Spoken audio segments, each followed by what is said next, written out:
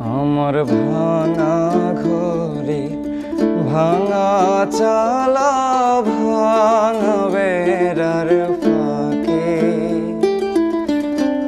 অবাক জ্যোৎস্না ঢুয়ে কাপড়ে হাত বাড়াইয়া ডাকে,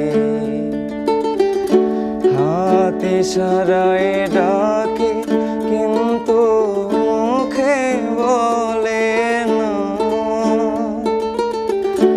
আমার কাছে আইলে বন্ধু আমারে পাইবা না। আমার ভাঙা ঘরে ভাঙা চা